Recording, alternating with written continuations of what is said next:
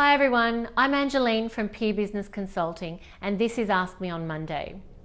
One of the first things that a startup needs to decide is what to charge for their product or service.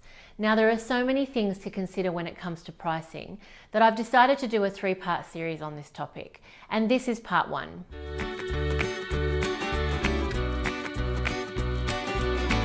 This week I'm responding to a question from one of my viewers who says, what tips do you have for pricing your products or services appropriately and not ending up working for little or no profit? Now, what to charge for your product or service is one of the most important decisions that you need to make as a business owner. If your price is too high, then you risk the chance of seeming uncompetitive and you may lose customers. If your price is too low, then that risks your profitability level, and it also inhibits your ability to raise prices in the future and therefore grow as a business. So today I wanted to talk about some key concepts when it comes to pricing your product or services and some techniques you can use when building your pricing strategy. The 2 most commonly used pricing methods are cost-based pricing and value-based pricing. So let's start with looking at the difference between them. Cost-based pricing. The cost of your product or service is the price you pay to produce it. So if it's a product, this would include things like the cost of raw materials, manufacturing costs, packaging, delivery, etc. If it's a service, this would be the price of labor or your time, plus any materials that you need to use to produce that service. If you've ever heard of the term time and materials, that's what that's referring to. Now, costs can be fixed or variable. So fixed costs would be things that are there regardless of how many sales you make.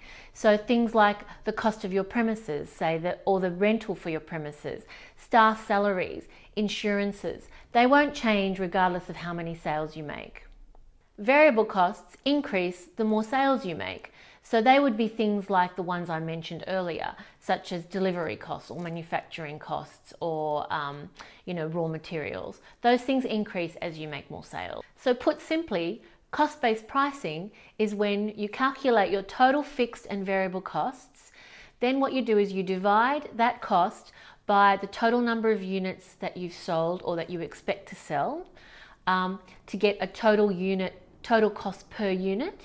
And then you add a profit margin on top of that unit cost to come up with a price that you'll charge your customers. Now, there are a lot of ways to do these calculations for your business, and your accountant or business consultant or advisor can help you do this. You can also buy off-the-shelf pricing models that help you do these calculations for your specific industry. You should note that the typical percentage profit margin can vary widely between industries. For example, in the retail fashion industry, profit margins can range between 30 and even 80% in some cases, whereas in the food industry, for example, it tends to be lower, say between 10 and 20%. So with the right amount of research and a little bit of competitor analysis, you can determine a profit margin that makes the best sense for your business. That was cost-based pricing. Now, that works very well for businesses that are in an industry where competition is high based on price. Now, the thing about cost-based pricing, however, is that it ignores your brand presence and image. Now, this is where value-based pricing comes into play. Value-based pricing is a lot less concrete than cost-based pricing. As the name suggests, it's based on the value of your product and service to your customer. So it's what your customer is willing to spend on your product and service based on the benefits that you're presenting to them. Now, because value-based pricing is heavily reliant on your marketing position or your brand image, there really is no limit to how high you can charge in your prices, and therefore it can be very profitable. But you need to be careful with how you use value-based pricing so that you're not abusing it and sending a message to the market. I recently heard one of these online marketing gurus talk about the value of his time being something like $2,500 per hour. And then he proceeded to offer a program that priced at $197. Now, to me, this sounded completely ludicrous, and it really put me off him and his program. So you want to be really careful with the way you use value-based pricing. Now, to me, in order to be very effective in using value-based pricing, what you need to do is have a very compelling value proposition, and you need to be able to clearly and effectively articulate it to your target market in a way that they will relate to and that will resonate with them. So that's the end of part 1 of my 3-part series on pricing your product or service. In the next 2 videos, I'll be telling you a little bit more about how to create a pricing strategy.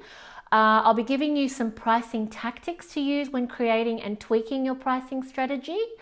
I'll also help you work out how to make sure that you're making a profit with respect to your pricing. We'll talk about how to raise or lower your prices. And finally, I'll give you some real life examples on how to create a price for your product versus your service.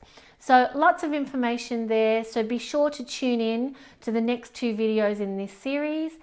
So that's Ask Me on Monday for this week. If you liked what you watched, then please hit that like button below, share it with your networks, and don't forget to subscribe to my YouTube channel so that you don't miss out on future videos.